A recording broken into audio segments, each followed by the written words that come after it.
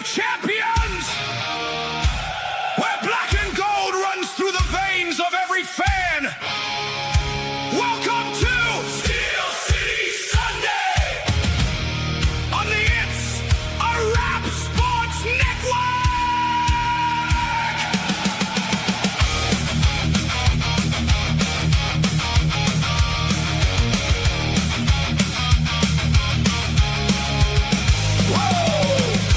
Rising from the rivers tonight, terrible towels waving under stadium lights. From the North Shore crowd to the hometown bars, Steel City football shining like the stars. Every hit, every drive, every yard on the ground, you can feel that energy all over town. From kickoff dreams to the final score, Pittsburgh football always needs you wanting more.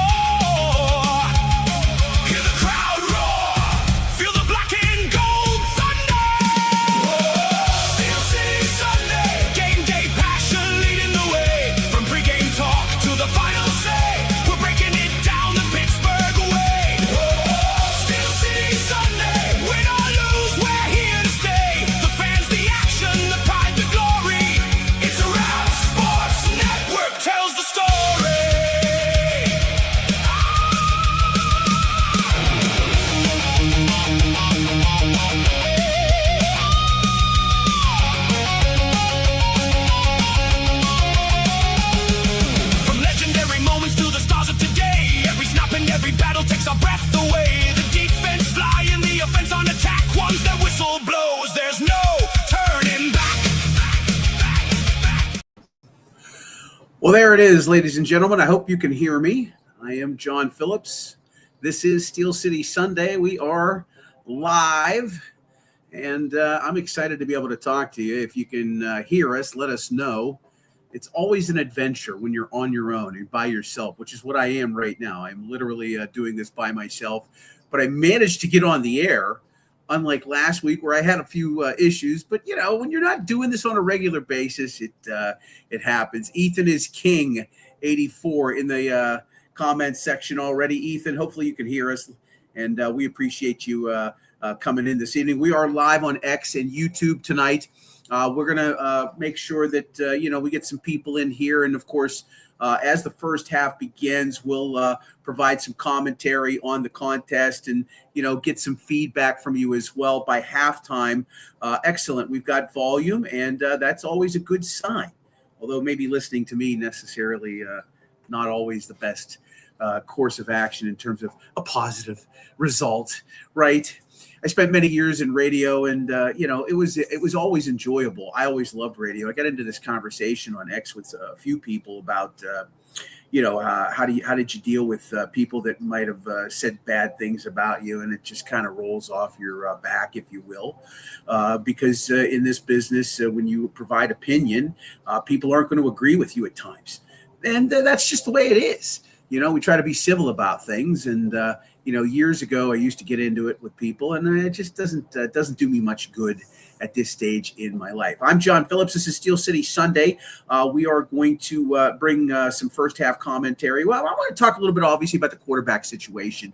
I was in the car a little bit today and had a chance to listen to Joe Starkey on the midday show on the Fan, and he was talking about obviously Mason Rudolph, who's not going to see any action today. Obviously, Aaron Rodgers not going to see any action today, and most likely those two will not see any action next week, which really has led to the question on whether or not Mason Rudolph is going to be the number 2 guy, right, come the start of the regular season, or perhaps that he could be traded.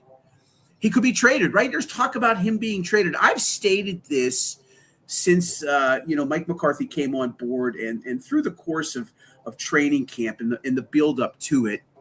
I think I even wrote an article about this on X maybe about 4 or 5 weeks ago. But there's no way Mike McCarthy is going into this regular season with 2 quarterbacks that have never seen a single snap in the NFL.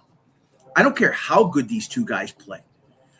I truly think now, and I wasn't a big fan of keeping 4 quarterbacks, but I'm certain I'm certain at this point that Mike McCarthy's goal here is to get what he can in terms of what he can see from these two young men and carry four quarterbacks. He's going to carry four quarterbacks, it looks like. That's the way I see it right now. And I guess that's just something we're going to have to live with, right? Just something we're going to have to live with when it comes to the decision-making of a new head coach, right? We've been so used to how things were under Mike Tomlin, but now we're on a different plane here with a new head coach who is going to do things his way. And so right now, I just don't see how McCarthy goes into the year with two guys with, 1 year and 0 years of experience of playing in the NFL, and neither of them have played in the NFL. I'll get your thoughts and comments on that. If you want to drop a comment, you can do so in our YouTube channel. If you're on X tonight, you're welcome to drop a comment there, or on Facebook. We are broadcasting live tonight, and we'll do some first half commentary on the game. We're going to see Will Howard to start this contest. Drew Aller is going to start the second half. At halftime, Paul Zeiss is going to hop in and join us for a little bit. We'll get his thoughts. Last week we had some technical issues with Paul, but we're, he was on the road trying to provide us a little bit of time. I think he is situated where he can help us out a little bit this evening. I just want to get his thoughts as we are, about to embark on the second preseason game of the year. And again, as I have said, I think, and those of us that, I'm not a fan like I once was. Let's just put it to you that way, right? Like I was a fan, obviously, growing up, and in my, through college, and even in the first portion of my professional career, I was a fanboy. And by the time I got over to Ardmore Boulevard for my second stint when I was doing evenings over there, and this is 1997, the Steelers were in the, thick of things, contending for the AFC Central Division at that time, and for a top seed in the AFC. They eventually lost the AFC Championship game at home in 1998 to Denver that year. Cordell Stewart was a big component of that team, and certainly Jerome Bettis as well. I started to kind of change a little bit and started to understand that, hey, I'm a fixture of the media, and I've got to, remain partial in certain points of view. And in certain ways I was, I think, when it came to the Steelers, it was a little hard. But I started to kind of have that fundamental shift. And by the time I left Ardmore Boulevard and made my way over to Channel 11, working for, Cox Media over there, and started working with Sam Nover and John Fedko, that transition kind of continued. By the time I reached 93.7 The Fan, I was not the same person, and I certainly wasn't a fanboy. And I took a different approach at that stage in my career, and I've kind of looked at things that way ever since. I don't look at these people as anything other than athletes. I don't openly root for the Steelers like I may have once did. It's nice when they win. It's better when they lose, right? Because the violent vitriol comes out in fans, and you're able to, really kind of hone in on some things. And Ethan is King saying he predicts the Steelers are going to keep all four quarterbacks. I think they will as well. Shout out to Lance, who's watching this evening from the Mon Valley. Good to see you, Lance. Nice to make your acquaintance once again. So we're excited to be able to have some of you folks on board today. John Phillips here, Steel City Sunday. We're not doing a pregame show this week. Next week, we'll see. We'll see. I am working on advertisers right now. Over the weekend, I got a couple marketing pieces out to some restaurants and bars. That'll happen in earnest again this weekend. I hope to have something later next week lined up in terms of, I think where we might be heading. Without a location, we will not be doing the Saturday, the pregame shows. I can just tell you that right now. I as much as I want to do them, it's important, if I'm going to put this product together, that I pay the guys and the gals, if there are any women coming on a regular basis. Right now there aren't, but the guys that are working locally for me week in and week out on the show, I want to make sure they get paid. 100%. We've worked in this media business for a long time, and you do free things for people out of market. You do interviews in market, casually. That's all well and good. But if you're a regular part of somebody's show, you should be paid, and that thing is mission critical. Lance, Vincent's Pizza is outstanding. Vinny, I don't know if you ever had the Vinny pie when it was Vince himself making the pies. I got a great story. So my mother was not a fan of Vince's. She knew him. She was Italian, much like he was. So they kind of, the Italians, the old Italians in the Pittsburgh area all kind of knew one another, right? They were usually on the east end of Pittsburgh, like Bloomfield, Penn Hills, Verona, McKeesport, some of the other outlying areas in the eastern suburbs, Monroeville, Murraysville, if you will, Forest Hills, a decent contingent of Italians. And my mother couldn't stand Vinny pie, but my father had a penchant for it. My father used to work at Westinghouse there in East McKeesport, and one day my dad's like, I'm going to get a Vinny pie, and my mother was like, whatever. And we go and we get it. And if you know anything about Vinny pie, of course, it comes on a slab of corrugated box, right? And then they throw the pie on there, and then they cut it up, and then they wrap it in not parchment paper, but a heavy paper, right? A heavy white paper, and then they staple the corners down, and then off you go. We get home with the pizza. My dad opened up, and it's like soup. It was just like soup, and my mother was so angry. My mother never drove. I can still remember this to this day in the kitchen. I was probably like 8 or 9. I don't even think I was 10, maybe I was 10. And she's like, if I could just drive down there right now, I'd throw this pie right at him.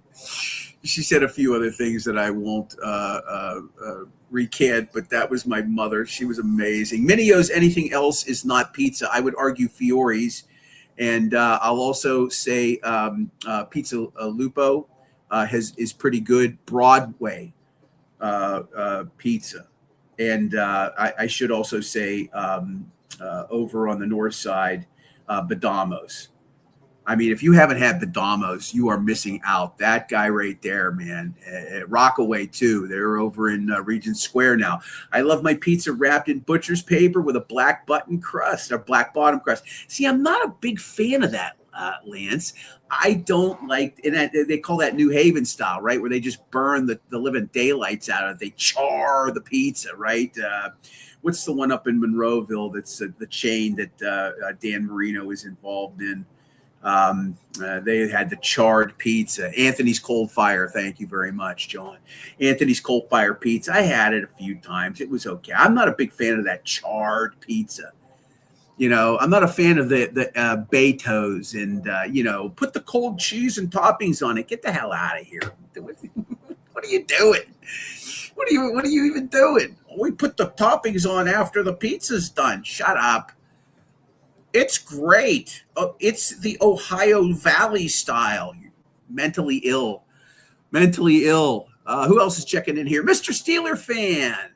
Have you tried Shelly Pie in Turtle Creek? Of course. She used to work for Vinny Pie and then went down the street and started her own thing. And she's doing a very good job.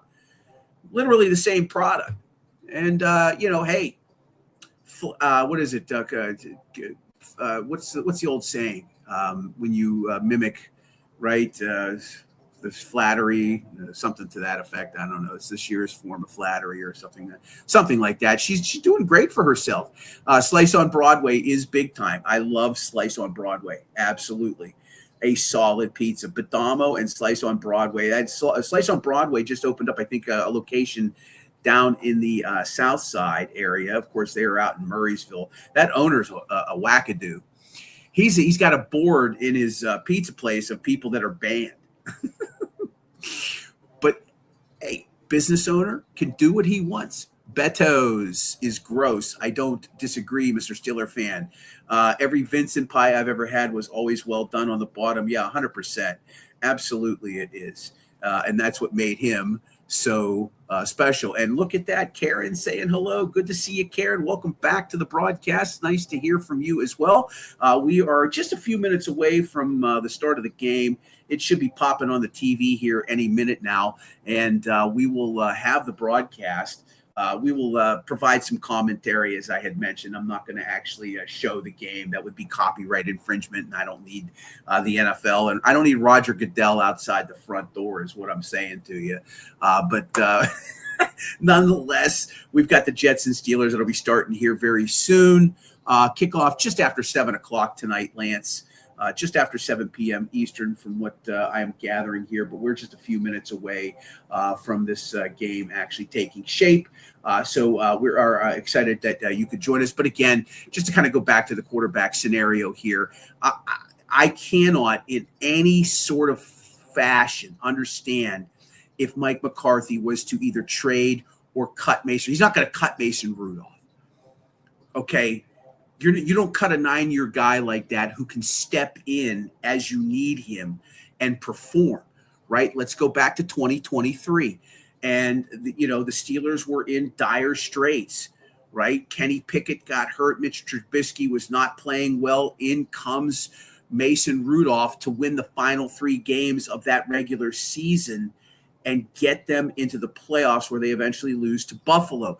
As you recall, it was Kenny Pickett who sat down. She's upstairs sleeping, Karen. The kids are upstairs. They just started school this week. And everybody's tired and passed out. So I'm down here kind of doing this sort of thing. But so if you remember that, you had Kenny Pickett, who we later found out in that Seattle game, demanding, right, that he be made the starter. And Tomlin's hand got forced, and he put him on the 3rd string, and he wanted to make him the backup. And Pickett said, I want to start or I'm not playing, right? That whole thing was just weird. That evolved after the game. And then, of course, they eventually won the last game of the year and then lost, as I had mentioned, in the playoffs. You're not going to go into a year like this with Aaron Rodgers at the end of his career and at 42, 43 on December 2nd, I believe it is. You're not going to go into this year with Aller and Howard. It's not happening. It's not happening. I would be stunned if they trade him. They're not cutting him. That much I am certain of. Unless you got some ludicrous deal that made no sense to turn down, which is not going to happen. It would have to take a series of unfortunate events for one team to lose quarterbacks, several of them, and be desperate enough that they would want to make some sort of play at a Mason Rudolph. It's just the way you can't look at it any other way. I can't see it playing out any other way. So here we are with the Steelers, set with their first 2 quarterbacks. How they will play out with Howard and Aller will remain to be seen. That's what the next 2 weeks are going to be for. We'll find out what happens once this game gets underway, which still is kind of in a delay, I believe. I'm not sure what is going on right now. We are at 7:04, and right now I'm not getting anything in terms of live coverage right now on the TV, and I certainly have KDKA on. And I'm not seeing what is going on here. I've got the Roku set up down here in the game room. Posted a little picture on the X page, kind of like behind the scenes, if you will. And I'm just wondering here. Let's see if I can get KDKA TV. I don't know if I'm going to be able to do that. I'm just kind of scrolling here to see if I can find it. Let me see if I can do a search. Let's see if we can get KDKA TV here. Isn't live TV or live internet stuff fun? It's not doing that. I got to go back over here. That's okay. We'll go down to sports again. There, hold on. What the hell was this? Home. KDKA TV. Let's see if this pops up. It says 7:05 p.m. The game hasn't started. Oh, it looks like it is about to start. Okay, well, here we go. Press the OK button to see programming info. Weird. I'm not getting a game right now. This is odd, and it's not making me happy, especially when I paid the money to watch this. Nonetheless, we'll talk about a few other things. I'm excited to see some more of the young wide receivers. Obviously, you want to see how the offensive line plays today. I think that's critical. They didn't look great last week. Expected. Nonetheless, I think we're going to, expect to see more of this offense in terms of what they can produce. There's nothing going on right now with the TV. We got a kickoff. It looks like the Jets have accepted possession of the football, and we have a first down and 10 at the Jets' 27-yard line. So we will use our ESPN tracker here. They've got a nice game cast. We'll talk to you about what's going on. Yeah, I'm not sure why anybody can't see the game right now. It's really weird, but we're not getting any of that. And I'm trying to look on X right now and see what the deal is. Maybe there's somebody that can update us as to what is really going on. But I don't think anybody's really saying much of anything in terms of why the game's not on TV at this moment. I'm a little stunned at it myself, but let's see if we can find any particular reason why they're not broadcasting this game live right now. I'm not exactly sure what it is, but it looks like the Jets have a first down and 10 as Geno Smith goes back under center and connects with Adonai Mitchell for a first down. So the Jets are on the move early on as we are in the beginning stages of the first quarter here.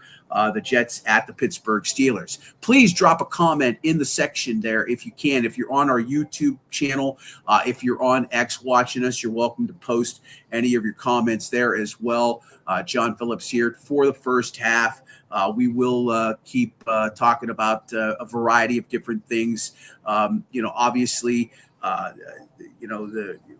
the offensive line is going to shape up, who's going to be starting and where, right? In terms of all of that is very critical. That's a big component to all of this, as well as Geno Smith connects on another big pass down the middle of the field for 21 yards back to Mitchell and a first down for the Jets. 2 minutes into this first quarter, the Jets are quickly moving the ball down the field, and Braylon Allen with a running play tackled by Deshaun Elliott. That'll set up a second down for the New York Jets as they are in the opening drive of this contest from Acrisure Stadium. No score between the Jets and the Pittsburgh Steelers. Obviously, JPJ, Joey Porter Jr., a hot topic as well. We can talk a little bit about him if you like. I'll get into Broderick Jones at some point in time and how he tries to fight his way back from the injury that ended his season last year and how he could end up maybe not starting the season. But Joey Porter Jr. is the other big story here. He still is on the PUP list. Not sure, if that is related to it's obviously it's injury related, but it could be a silent protest also to try to get a deal done. I will be really interested in seeing how this plays out after next week, right? They'll have another exhibition game. I believe it is Friday. It's Thursday in Buffalo. And then once that's done, they have about 2.5 weeks off before the season opener, September 13th, against the Atlanta Falcons at Acrisure. And at that point in time, before then, I would expect them to have a deal done. I really think they've got to get Joey Porter Jr. done. As a 10-yard pass is completed by Geno Smith on third down. That completion goes to Mason Taylor, and it looks like the Jets have moved the sticks yet again. Another first down and 10 for the Jets. This time they have the ball inside the Steelers' 30-yard line. So the Jets continue to move the football on their opening possession of the first quarter, 11:43 on a moving clock at Acrisure Stadium with the Jets and Steelers no score in the opening drive of the game. Joey Porter Jr., a critical, they've had some off-season, extensions, Nick Herbig being one of them. And Junior is the big one, right? Legacy player, obviously, his father, a fantastic linebacker here for a number of years. Porter is a shutdown corner type. And they have desperately needed somebody like that for quite some time, as Braylon Allen loses a yard. Patrick Queen making the stop on first down at the 28. So the Steelers forced a 2nd and 11 as we are approaching 11 minutes to go in the first quarter of this contest. I don't see how they don't get the deal done. And my concern is that Porter continues to be on the PUP list, or based on the league rules, might hold out, may not play. Right? Players will go to whatever lengths they feel they need to get what they feel is what they deserve. As a completion by Geno Smith to Braylon Allen on 2nd down, that's 6 yards. It sets up a 3rd down and 5 for the Jets, as we are under 10 minutes to play here in the first quarter. No score between the Jets and the Steelers. He's going to continue to keep this up until he gets the deal done. And I think the Steelers are going to find a way, as, again, another pass by Geno Smith, this time Garrett Wilson, as the first teamers are out there for the Jets on this opening drive. That completion is good for 10 yards and another first down, as the Jets enter the Steelers' red zone for the first time in this game. Looks like they're at about the 16-yard line, first down and 10 for the Jets. They're at the Steelers' 13-yard line. So Geno Smith confidently going out there and quietly moving this team downfield in this opening drive, as the Steelers are facing the Jets at Acrisure, and still nothing on the TV. Not sure what exactly is going on, but Paramount took my money, and they're all laughing probably up in New York. First down and 10 for the Jets, as I mentioned, at the Steelers' 13-yard line. And this is a 6-minute drive to begin this game. And again, I'm not sure who the Steelers have out there defensively. I don't know if they have all their starters out there, but the Jets have scored a touchdown. Opening drive is converted, a touchdown pass of 13 yards. Geno Smith hooking up with Jelani Woods, and the extra point is up and good. And after just one drive, 6 minutes into the game, just under 6 minutes into the game, the Jets take a 7-0 lead over the Pittsburgh Steelers. If you're betting on this contest, I think the game is an easy dead shot over. I played the over, and I did play the Steelers actually to -5.5. I just think the young quarterbacks are going to sling all game long. I think once Geno Smith gets out of this contest and the backups get in for the Jets, it's going to be a different story. I'm not surprised that they were able to drive downfield and execute the way they did. I expected the Jets to put up at least 13 points today. And so a high-scoring affair, if you will. We'll see how the game plays out. But right now it's the Jets 7 and the Steelers waiting for their first possession of the game. Let's see if we can get Smith's numbers on that touchdown drive. Quite impressive. Let's go to the box score here and take a peek at that. Geno Smith, 7 of 7 for 65 yards. The Jets, a 69-yard drive in 10 plays. And it took just under 6 minutes, 5 minutes and 54 seconds. Smith, I think, probably going to be done for the day. I can't see him playing past this. Maybe he does. I don't know. But we will find out. And we will wait to see if this television pops on with a football game for me here. But I will continue to at least do this through the first quarter. We might do it the whole way through halftime. I don't know. I promised to halftime. I don't want to quit on everybody. For those of you that are joining us on the live stream right now, it's not a whole bunch of you, but enough of you where I want to stick around. And I appreciate your efforts to get in here and hang out with me this evening. It's nice to chat with you folks. As I had mentioned, we're looking for a new home for the show. We hope to have something wrapped up maybe next week or the week after. We've got a little bit of time. We've got some people we're talking to. I need a location to do the show. As I was saying in the pregame just before the start of the contest, without sponsorship money, I cannot afford to pay people. I would like to pay people out of my own pocket, but I don't make that kind of money. I mean, I do well at my construction job, but I don't make that kind of money. I'd like to make that kind of money. Maybe shortly with these jobs in Texas, I can make that kind of money. But right now, I'm just kind of stuck where I'm at. And we're going to try and refresh this here on the Roku. Let's see if the Jets does not pop up. This is so disappointing. I am not even kidding you. Let me see if I can. I'm in the Paramount Plus. Let me see if I can go to Roku. Let's see if Roku has anything. TV shows. Let's go to Roku here. Let's see if live TV. Live TV. Let's see if this is the same thing I was just watching. They lied to me. They lied. Oh well, that's all right. We'll watch the game cast here on Press Star to customize your viewing experience. This is what I want to do for the customizing my viewing experience right there. Not you folks, the TV itself. It's just not behaving. All right, we're going to just do that. I don't know if I'm going to actually do it. Very disappointing. A little shocked. I'm not happy. Not going to lie.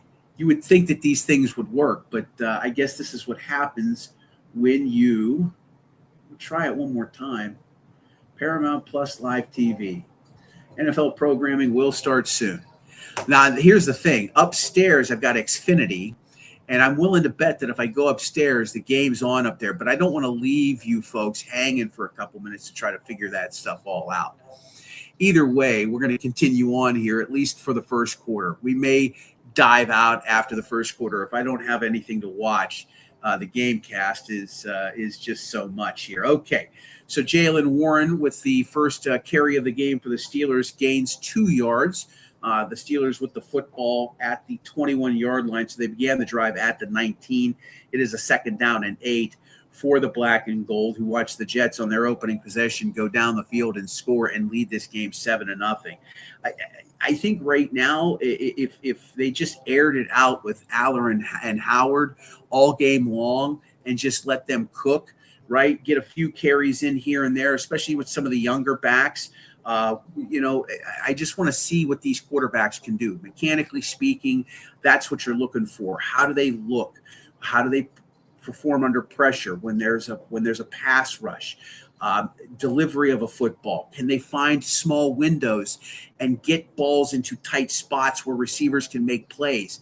Those are the little things, the dynamic things. If you're watching a preseason game, especially when it comes to quarterback, that's what I'm looking for.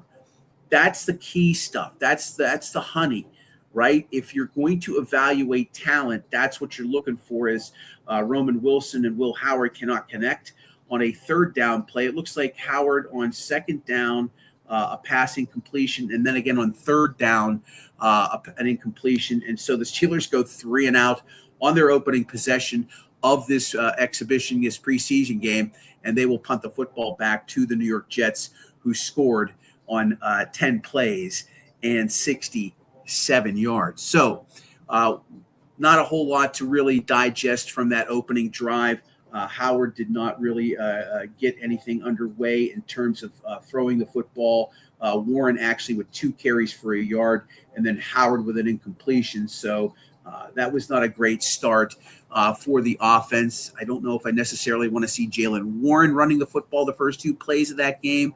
I'd much rather see the quarterback come out and throw a couple of times, and even if it's got to be 3, and then get your running back some opportunities and some reps.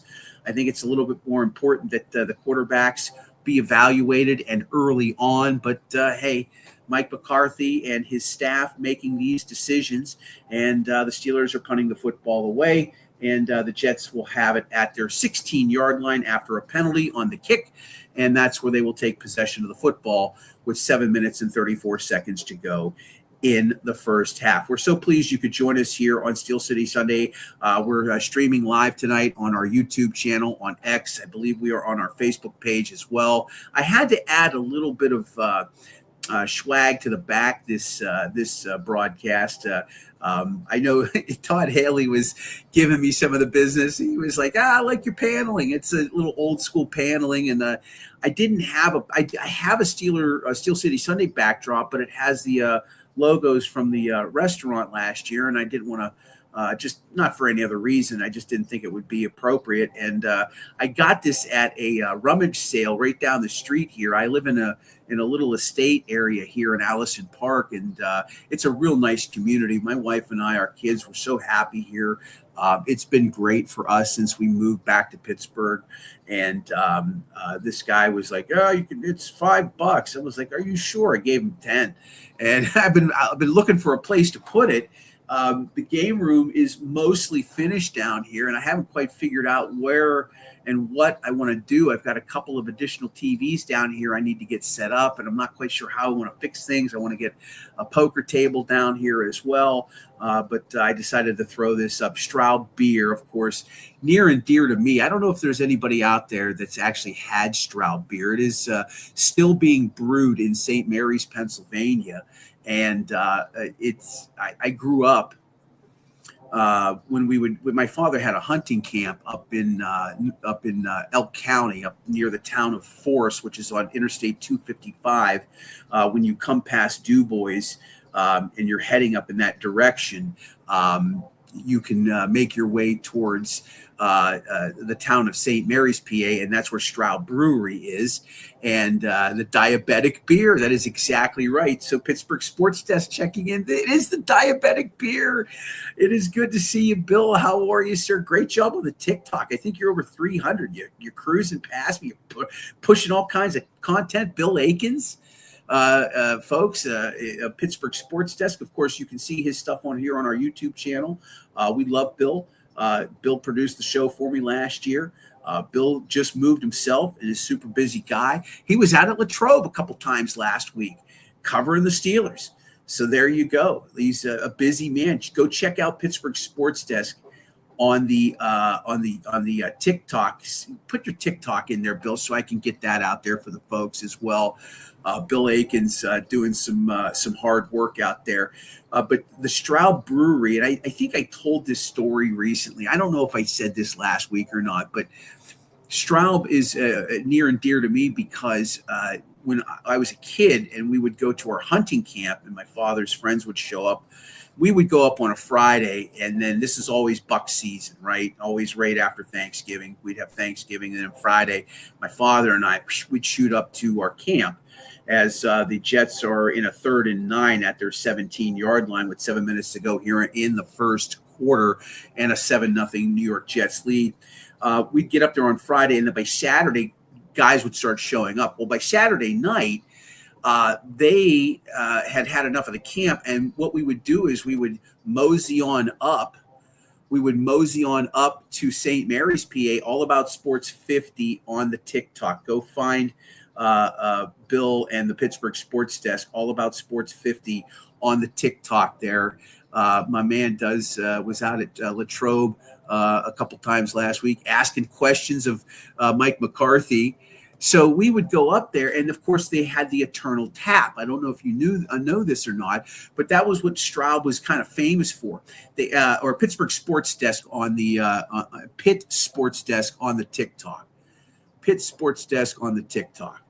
So there you go. You can check out Bill Akins and the Pittsburgh Sports Desk, Pitt Sports Desk on TikTok. So they had an actual tap.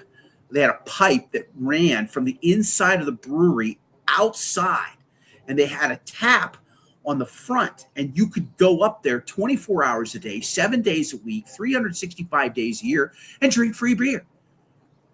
No lie. Drink as much as you want. As it looks like the Jets have punted the football away, and the Steelers are going to get the ball at their 43-yard line with 6 minutes and a second to go in the first quarter. There's a TV timeout, and Jets lead 7-0. And so we would go up there, and it's hunting season.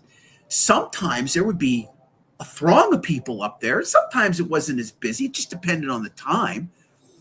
But I can tell you right now, I remember this as a kid going up there, and they'd have their little steins and their glasses, and people would be swapping stories. My father was a Vietnam veteran. They'd talk about the war and whatnot. This is the late 1970s. And we did this into the, I was a teenager, 16, 17 years old, up until I think I went hunting with my father until through 1987, my senior year of high school.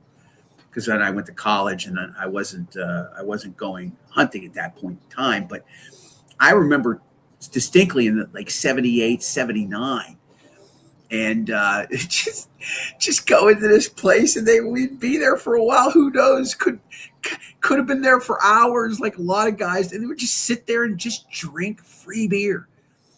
So an ode to days of past and to my father and friends. Straub beer Amazing. It is the diabetic beer. Great call by Bill Akins. Any thoughts on Joey Porter Jr.? You're welcome to share them with us. I'd be happy to take any questions or commentary. We want to hear what you have to say as the Steelers are playing the New York Jets at Acrisure Stadium. And again, as I had mentioned, let's see. We've got Broderick Jones now in the game. Brock Hoffman in at right tackle and right guard. So Jones at the tackle, Hoffman at the guard for the second series. So we'll see how all this plays out as we're getting that from the old X account, Ray Fittipaldo. Ray does a great job, of course, a friend of ours, a friend of Bill's on the Pittsburgh Sports Desk. He joins him from time to time on that. But the Steelers are going to come out and let's see what they can do with this second possession. They went 3 and out in the opening possession of the game that they had. Let's see if they can do a little bit better this time around, as they did not look so good in a quick 3 and out. But hey, it's the exhibition season, preseason, if you will. Sometimes that's going to happen. I think the Joey Porter Jr. thing is very important. I'm very happy for Broderick Jones to see a quick recovery for him. In terms of, him coming back from that injury that ended his season last year. And it looks like Will Howard has connected with Roman Wilson on a pass completion. That one's 14 yards on a Steelers first down as they are now in Jets territory for the first time today. So I think a healthy dose of Will Howard for the next quarter and a half is really important. You can mix in a few runs here and there. But I think this is all about the quarterbacks. I was a little surprised that they ran the first 2 plays in that opening drive. But again, here's another completion. This time Ben Skoranek catching a pass. That actually is incomplete. And so it is going to be second down and 10 for the Steelers. Mission critical to see what these guys can do. And as I talk to you, mechanic-wise, where they can place these footballs, reading progressions, right? How many progressions do they need to go through? If they're getting good protection, but the coverage downfield is strong, how are these young quarterbacks making the reads? And again, keep in mind the players that are on the field, maybe in the first couple of series, they're going to get a little bit of the first team as Rico Dowdle gets his first carry, it looks like, of the night, and he picks up a yard. So now we're looking at a 3rd and 9 for the black and gold on this second series. I would imagine with this ball at the 42 that they're probably not going to kick a field goal. I don't think they're going to kick a field goal.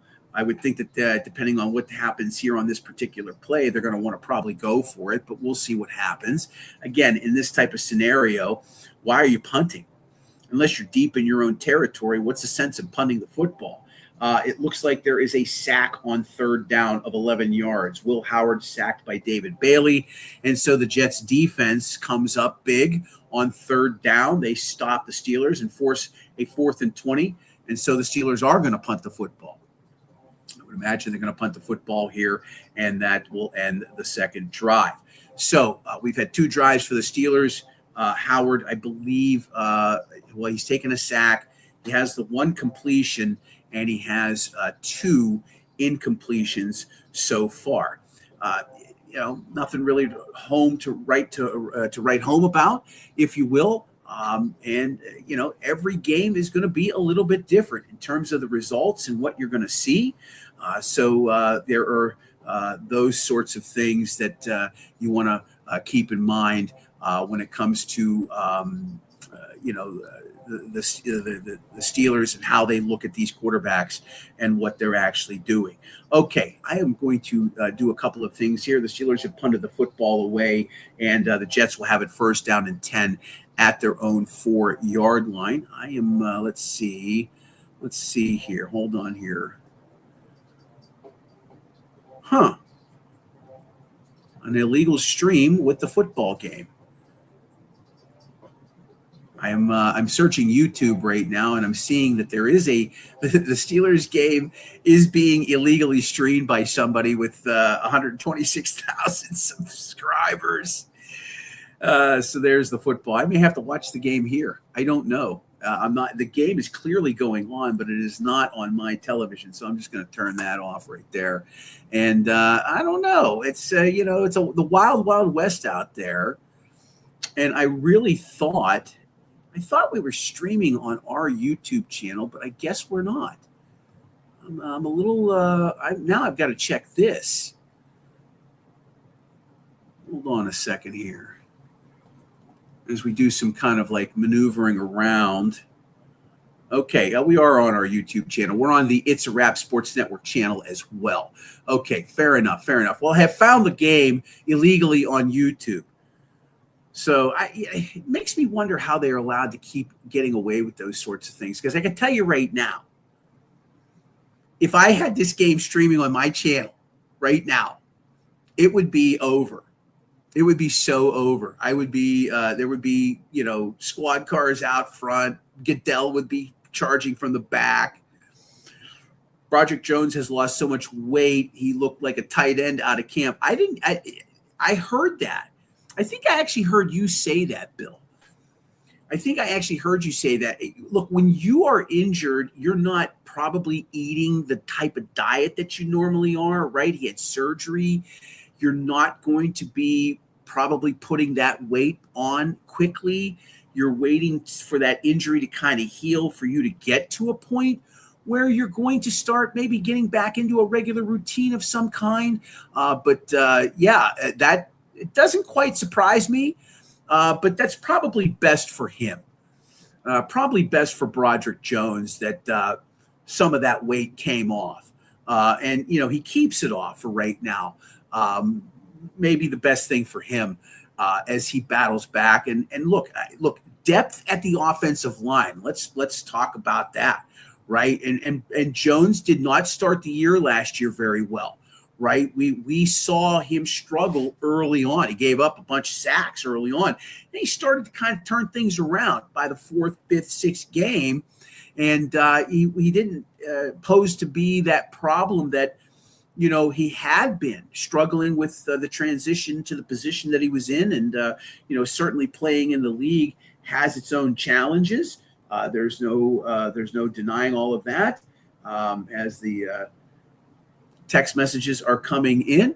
So I think for Broderick Jones, the progression back will take a little bit more time. I honestly don't see him starting to begin the year. I don't know if he starts to begin the year. I'd be surprised if he did. I don't know if you have a thought on that, but you're welcome to do so. And tell us what you think. Okay, we're back to action. And I'm using the illegal pirated stream from apparently NFL Network. This is an NFL Network live stream being pirated by Super Cam Kadrama, streaming the Steeler game. Got 9,000 people watching it, which is pretty crazy. I may actually have to keep this. See, when you've got things like this, you don't mind watching it. There's like a little bubble here that you can see the game, but it's kind of like, he's got like a border on it. It's really weird.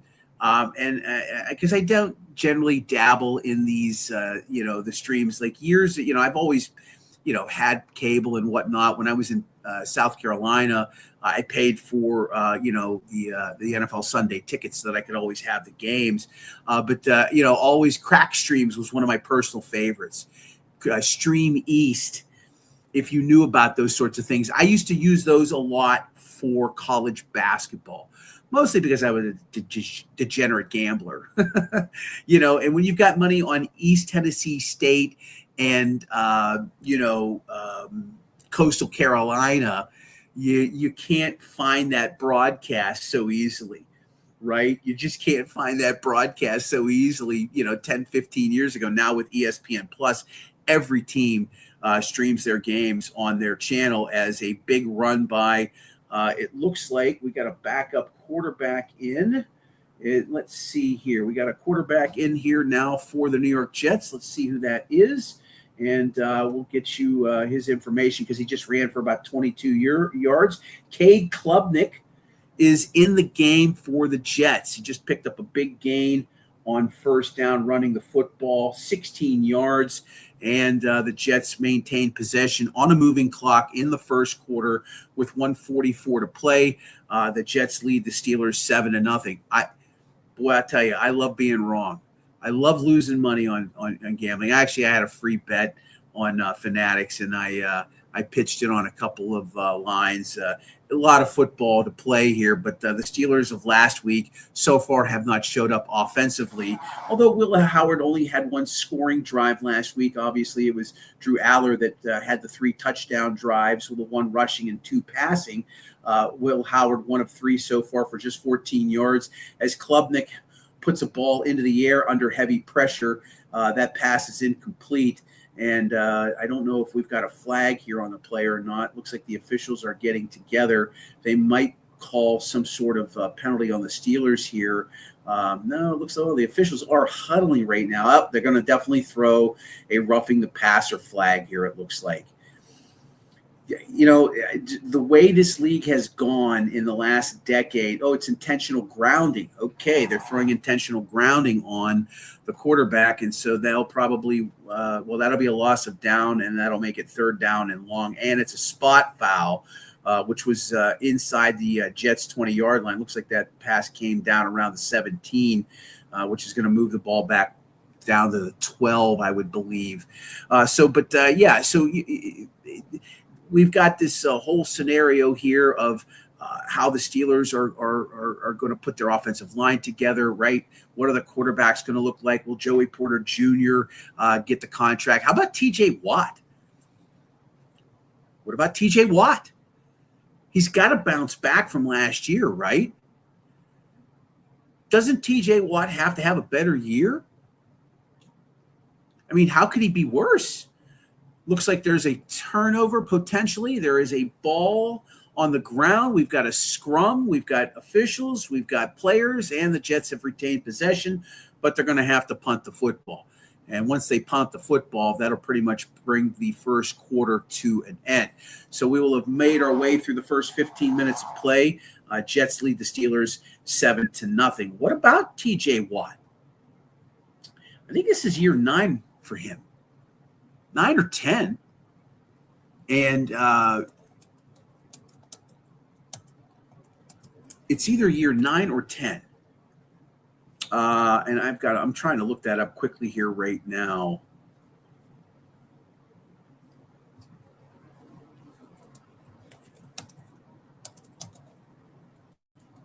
TJ Watt is in his 10th season. So he's in year 10. He's got to be able to bounce back, right? I want to believe that the Steelers defensively can't be worse. And now we've got officials huddling here on the punt as I was looking that up. The Jets may have taken possession of the football on this punt. Well, let's see what the officials say. Mike McCarthy standing right next to them. The Jets are claiming they have the football. There is a flag on the play.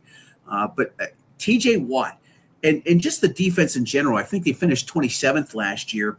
How do you not improve just by sheer determination and being angry about how poorly you played last year?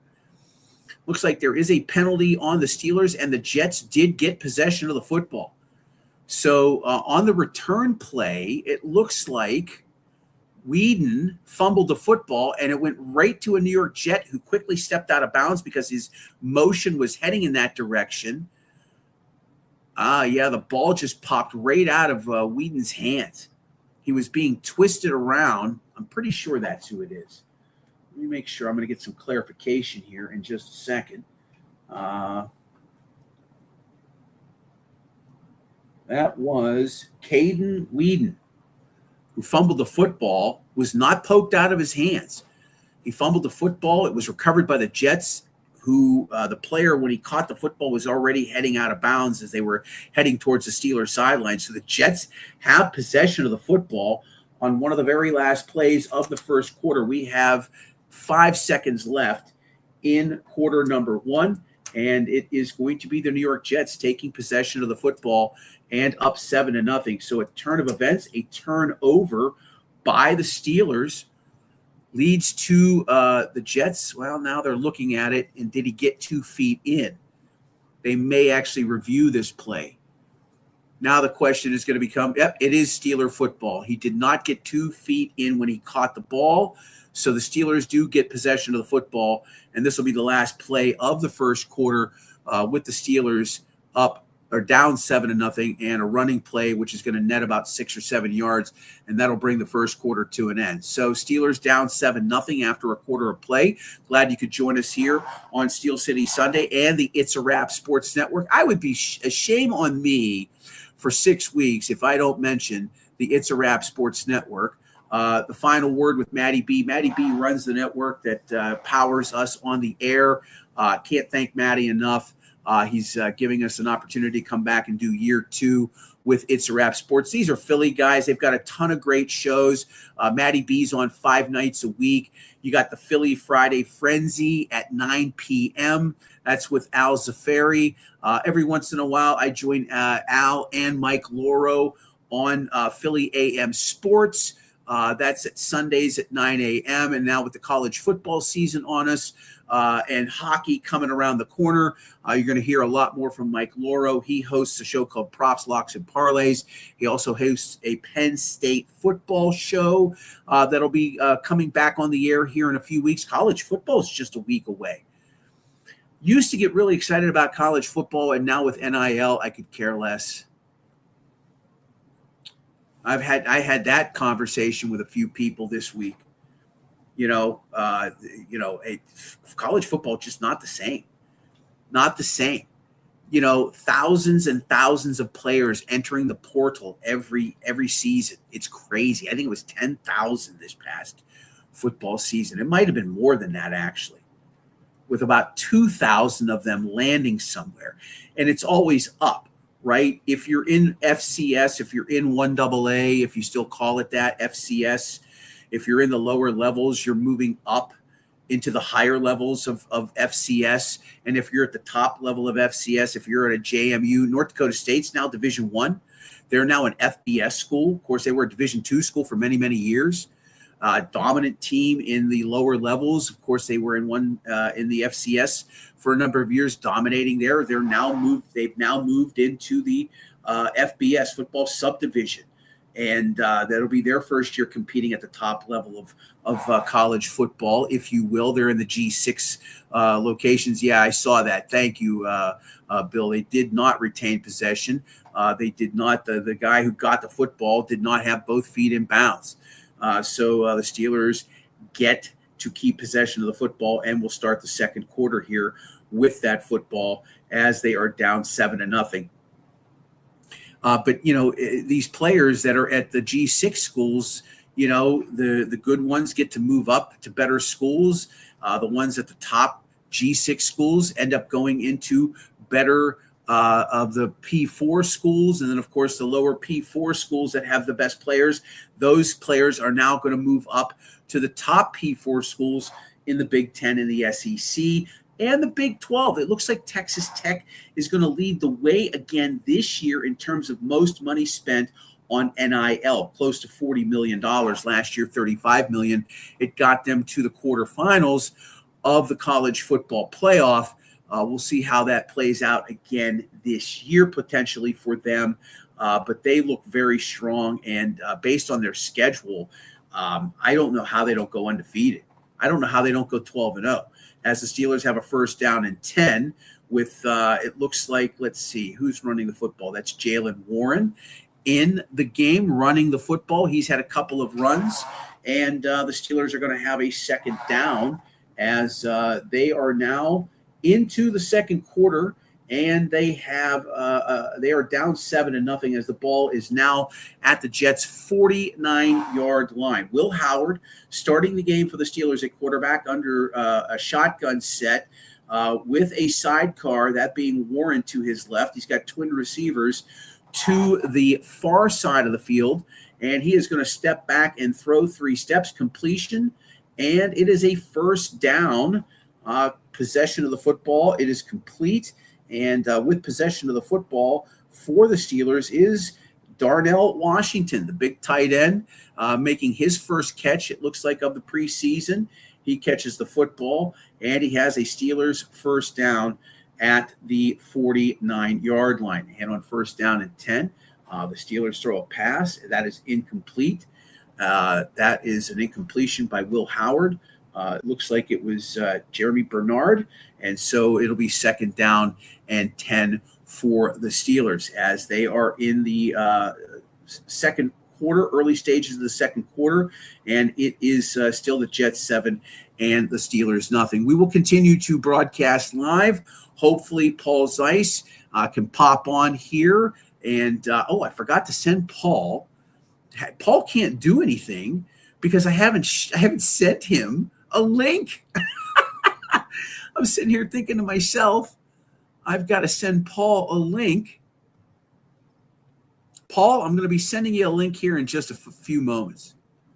Didn't even think about it. As the Steelers are now at 3rd and 8 after a short gain. And it looks like a completion from Will Howard on 3rd down to Ben Skoranek moves the chains to the Jets 31. Steelers have a 1st down and 10. Paul, there we go. Let's do that right there.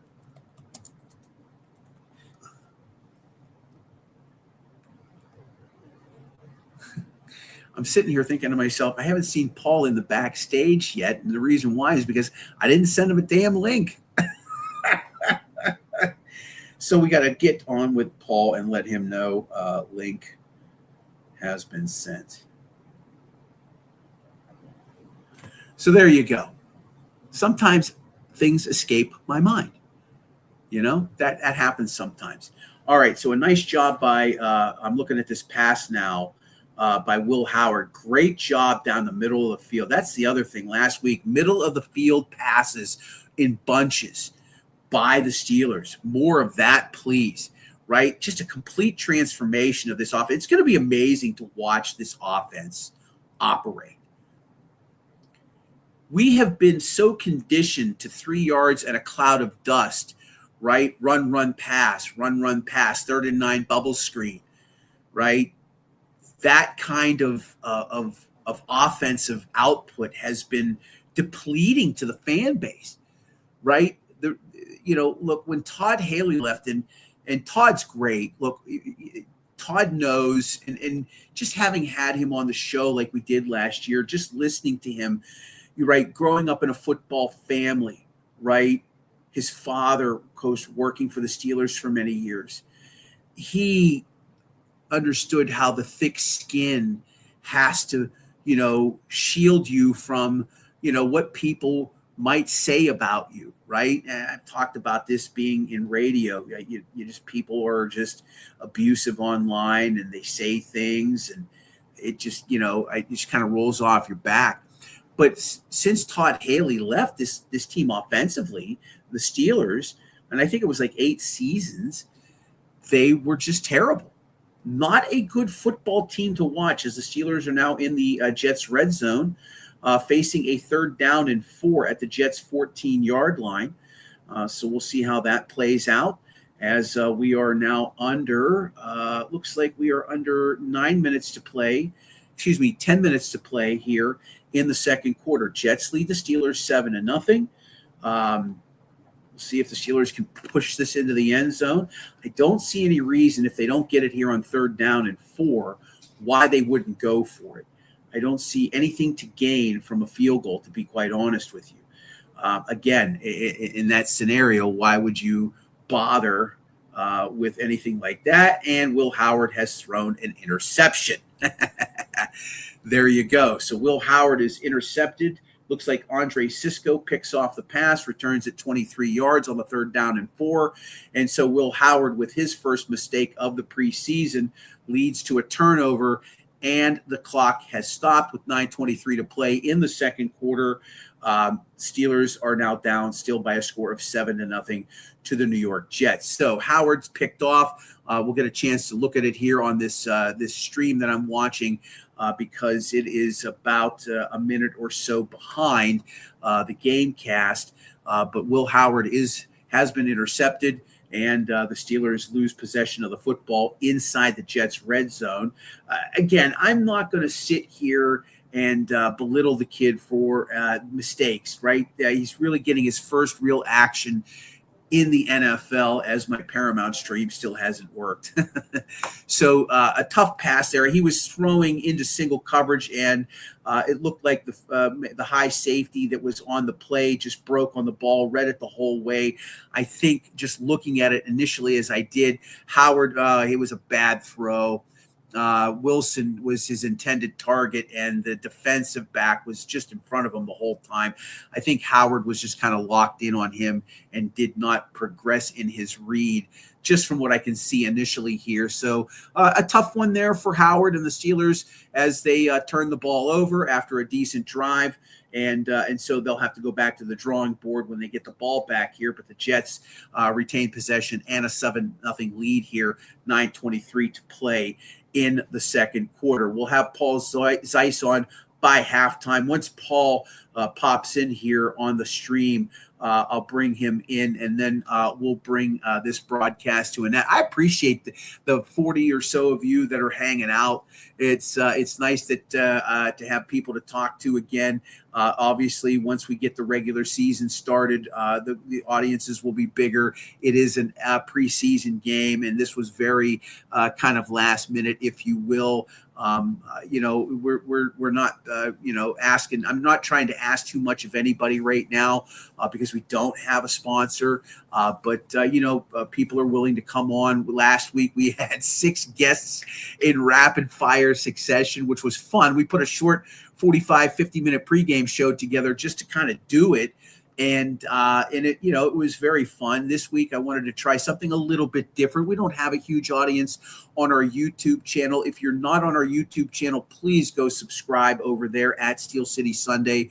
It would be greatly appreciated. We want to get those numbers up as well. Our X page has grown significantly over the last 4 or 5 months since the season came to an end. We were broadcasting shows in the early portion of the year, and then my schedule started to get busy in April, and we had to kind of cut that back a little bit. We'll see if we have a sponsor, and if we do, we'll do a Monday show. If they play on a Monday night, we'll have a Tuesday show. If they have a Thursday game, which they do have one, we'll probably move that to Friday or Monday. We'll do an additional show during the week to piggyback off of the games. Most of their games, of course, are on Sundays, but they are going to be playing I think 2 Monday nights and a Thursday night. They have, of course, the game in France that will start at 9:30 a.m. But the plan is at least 16 regular season broadcasts and 16 shows to back that up. So I want to get that locked in. And I hope I can, and I believe I can accomplish that next week sometime. This is Steel City Sunday, Pittsburgh Steelers pregame show. I'm John Phillips. We'll hopefully have Paul Zeiss here in a little bit to jump on board and give his thoughts. Paul last week was kind of in a bad spot for reception.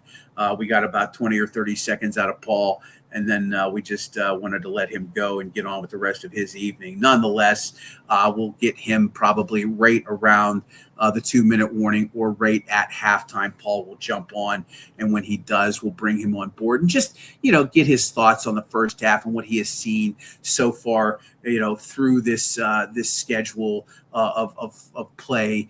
Again, I try not to read too much into what I see, and especially when it comes to the numbers.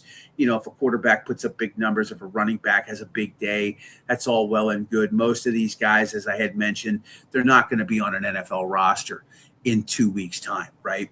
They will not be on an NFL roster, and a portion of them will be on a practice squad, right? Clinging on to the hopes of getting to an NFL roster of some kind. And that's usually through injury, right? That's usually through injury because, when you're on a practice squad, you're not really getting any kind of time to distinguish yourself. You're just hoping for somebody to get banged up enough where your position is needed and you're the next guy up, right? And then getting an opportunity to play and perhaps extending a career into the Shield, which, everybody wants, right? That's why they're playing. That's why they're putting in all this time. Even if they aren't on the depth chart or at the bottom of a depth chart, if you're in a camp and you're wearing a uniform right now, you have a puncher's chance of some kind to show a coach or a series of them what you can do beyond what is actually going to be asked of you. And that's why those spots 50, 51, 52, 53, they're so important, right? The guys that can do a variety of things: kick return, punt return, receiver, right? Scat back of some kind, special teams player, right? Distinguishing yourself in just the little moments that you have are going to be the difference between you working at 7-Eleven or going to a practice 3 or 4 days a week, right? And on an NFL squad traveling somewhere. And so those are the little things that the coaches are looking for from guys of this nature. As the Jets stall on their drive, a 5-yard penalty on a pass. It is declined. It is 4th and 10, and the Jets are going to punt the football back to the Steelers with just under 7 minutes to go in the first half. Of course, the New York Jets on their opening possession drove 67 yards in 10 plays, capped off by a touchdown pass from Geno Smith, who looked fantastic, going 7 of 7 for 65 yards. He looked really, really good. And so Klubnik still in at quarterback for the Jets. And on 4th and 5, they're going to not run the play. They're going to actually take a 5-yard penalty here, and they will punt the football away, and the Steelers will take possession at their 16 and will get their 5th drive of the game, down 7-0 with 6:47 to go in the second quarter. Pleased you could join us here on this special edition of Steel City Sunday on a Friday night. It is the weekend. Hope you have some plans. The weather's going to be terrible this weekend. I saw that. Yeah, I was looking at that. I was hoping to get outside with my daughters who went back to school this week, North Allegheny. I've got a 14-year-old that's a freshman in high school. She's a freshman in high school, and she's a rock star. And her younger sister turned 13 yesterday. So I've got 2 teenage daughters. Quite the interesting conversation at dinner and then afterwards at home. I will not go into great details about any of it, but being a parent in this modern, I have a 25-year-old son, by the way, and that was my first marriage. And I did not, after I moved out and we got divorced, he was 6 or 7 years old. So I'm getting a second run at parenting, and it's a challenge.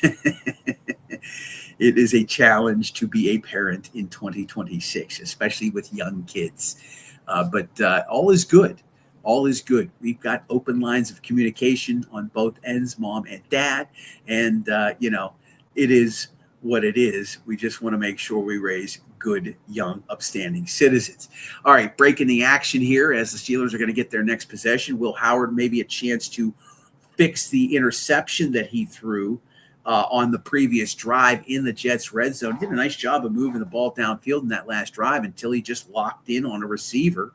And a defensive back made a very good read and picked him off. Very lucky that he actually didn't return that ball for a touchdown. Thankfully, the Steelers were able to track him down and, of course, eventually force a punt. I'm sitting here thinking to myself, the back half of the schedule. I wanted to talk a little bit about the Steelers' schedule in 2026. That was something that was of interest to me. Last year we talked about the Steelers' schedule, and the last 3-4 games were definitely going to be a challenge. But when I looked at the schedule earlier, I was, because I really didn't really look at it in great depth. I mean, I know when it came out, I was like, oh yeah, okay, that's interesting. And I actually had a chance to look at it last week, and I thought to myself, my goodness, holy moly, this is going to be a tough schedule, especially when you're talking about the back end of things. When you look at the back end of the Steelers' schedule, my goodness, and it's I don't know how they're going to break through and win 10 or 11 games. It's going to be tough. It's going to be tough for the Steelers to win 10 or 11 games this year. I mean, I'm just pulling up the schedule now, and I'm going to go over some of this here as the Steelers have a 2nd and 5 at their 21-yard line. Of course, they have their exhibition game next week against Buffalo to end the preseason. They open up with the Falcons at home. They go to New England for a week 2 matchup against the Patriots, back home against the Bengals in week 3, and then a Thursday night game just a few days later in Cleveland. Then week 5 at home to Indianapolis, at Tampa for week 6. Those are Sunday games, those 2. And then, of course, against the New Orleans Saints here for week 7. Then back here against the Browns in week 8 to get their bye in November, which is good. A little bit later on in the schedule as the Steelers are moving the football now at their 34-yard line on a 2nd down and 7. So once they come back from the bye, this is where things get real crazy, okay, because they go 8 weeks, and now they got 9 games to end the season at Cincinnati, at Philadelphia, hosting the Broncos, who were a hair away from going to the Super Bowl last year. They lost their quarterback, of course, in that conference. They lost Bo Nix. You've got the Houston Texans coming to town, who dispatched them in the first round, wild card round last year. Jacksonville will not be easy. That's week 14 at Jacksonville. Then you've got right before Christmas, the game against Baltimore here in Pittsburgh. Week 16 against Carolina. That's to be determined. The Panthers, for what it's worth, a playoff team last year. As the ball is now near midfield, the Steelers have a 1st down and 10 at their 46. Week 17, that's a Sunday game against Tennessee. That's at Tennessee. And then, of course, they'll end the season at the Baltimore Ravens. Okay, they'll end their season at the Baltimore Ravens, and that game is to be determined. So the Carolina game in week 16, which is Christmas, and then after New Year's at Baltimore. You see how the schedule's now starting to really creep into January. Now 2 regular season games in January. That back end of the schedule, right? At Cincinnati, at Philly, the Broncos, the Texans, the Jags, the Ravens. And again, for what it's worth, another playoff team from last year in Carolina, finishing with Tennessee and Baltimore. That's a real tough schedule. That's a killer. That's a killer type of schedule for the Steelers, as they are now in Jets territory with 4:23 to play, 2nd down and 3 at the Jets 47. Just looking at the box score numbers for Will Howard right now, really nice pass right there by Howard to let's see, that went to Ben Skoranek, who's got 3 catches for 26 yards. Howard, 8 of 12 for 69 yards and that interception so far in this game. So we'll see. There's an injury on the play right now, so we have a clock being stopped with just over 4 minutes to go in the second quarter. Steelers down 7-0 with possession of the football, trying to work their way back into the red zone and potentially try to tie this game up or get some points before halftime. That's a murderous schedule. I mean, that's a tough one for the Steelers to have. And again, how do you find 10 or 11 wins in there? Are 10 wins going to be enough to win the division? What if you've got a healthy Joe Burrow and a healthy Lamar Jackson to compete against all season long? Some things to ponder, right? We don't know how things are going to play out week to week in the NFL with injuries and the level of play and how teams go up and down. New coaching staff, some different players. They've beefed up, I think, offensively. I don't know how you feel about, the defensive additions, but that's a tough road of 9 games. You're looking at, you've got Baltimore twice. You've got Jacksonville. You've got Houston. You've got the Broncos. You've got the Eagles. And you've got the Bengals. And if they're healthy and they've got Joe Burrow, they've got a chance to beat you. They've got a chance to beat you as the Steelers continue to move the football down the field. It is another pass completion there by Will Howard as they are at the Jets' 39-yard line. And we are now under 3 minutes to go in the second quarter. It is a 3rd down and 5 at the Jets' 37-yard line as Will Howard is moving the football here, and he's throwing fairly well. He hasn't had a bad first half. The interception was not great. If you had a chance to see it, it was not great. Should have definitely not been picked off. He should have definitely picked another receiver, but he locked in on who he locked in on and turned the football over. So the Steelers are now facing a 3rd down and 5 with just over 2 minutes to play here as we approach the 2-minute warning. And again, the Jets take the opening possession down the field and they score. And essentially now we are sitting at 7-0. We've been there ever since.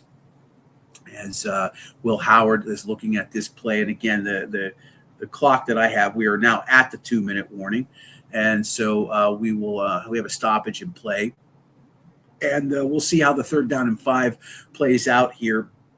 Most likely going to be the last possession of the half for the Steelers and for Will Howard, and we'll see how Drew Aller plays himself once he gets into some game action.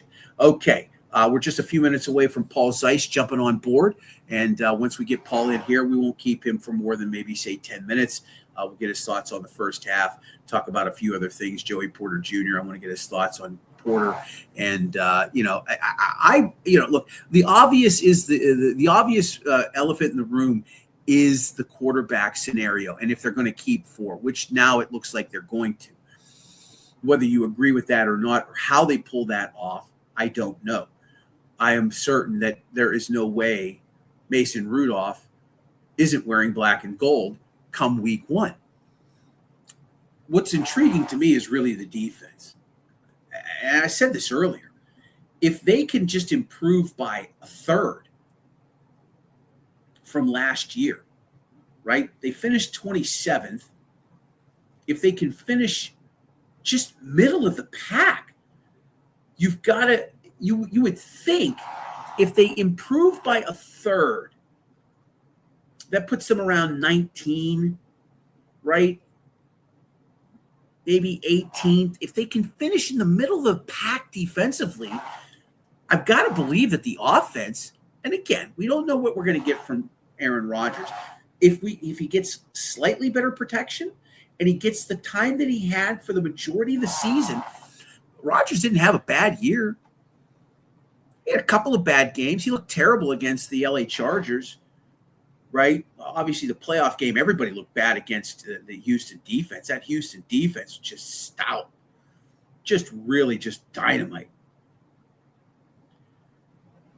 If the defense improves by a 1/3 and you get more production, even by 20% out of your offense, 10, 11 wins. Going to be hard in that back half. As I mentioned, if they can get on a tear early, and again, just to look at the front end of the schedule, Falcons, the Patriots will be tough. They have to play the Bengals at home. The Thursday nights against Cleveland are never good. They do not do well in these Thursday night games against Cleveland. They did well against the Colts last year. We'll see how Tampa Bay. I think